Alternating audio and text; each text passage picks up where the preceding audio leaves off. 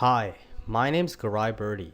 I'm a chartered professional accountant working with clients located throughout the GTA region. In today's video, I'll be discussing with you whether you should lease or purchase a vehicle under your corporation. You can also use this as a guide for your sole proprietorship business, as the tax concepts are very similar. Let's begin.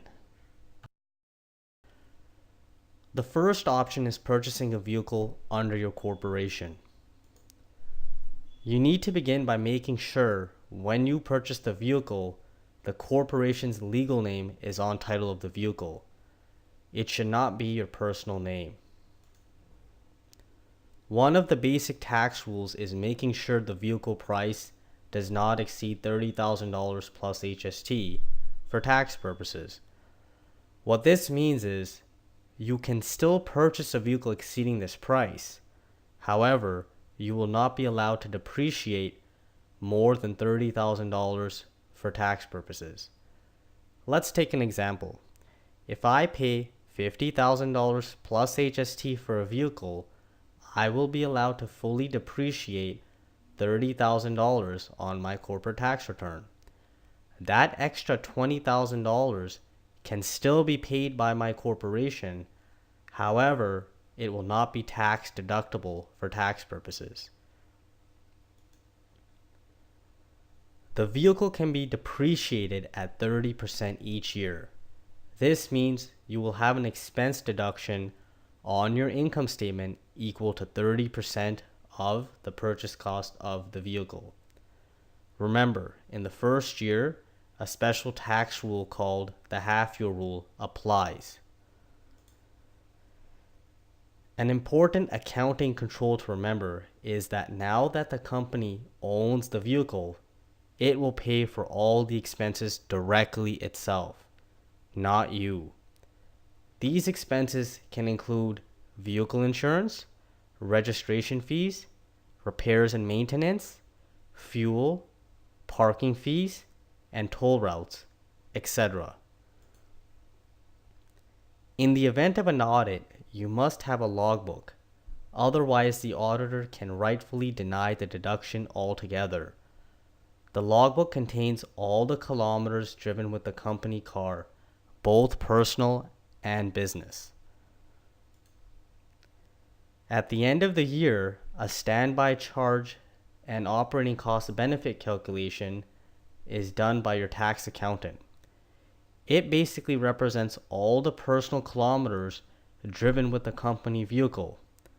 This amount will be included in your personal tax return as income. Let's move to the second option, leasing a vehicle under your corporation. Leasing a vehicle has the same similar rules for purchasing a vehicle under the corporation, except for the following three differences.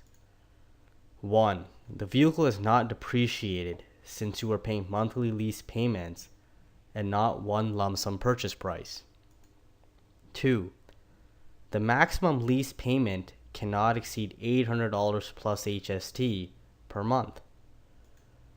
Lastly, if the vehicle price exceeds $30,000, it can still be leased by the corporation. However, at the end of the year, a non-deductible portion of lease payments calculation is required to be done by your tax accountant. This calculation will take the portion exceeding $30,000 and prorate the maximum deductible portion of lease payments from $800 plus HST to a lower amount. The corporation will still be allowed to pay the full lease payment even if it's exceeding $800 plus HST. However, the maximum deductible amount for tax purposes will be reduced accordingly.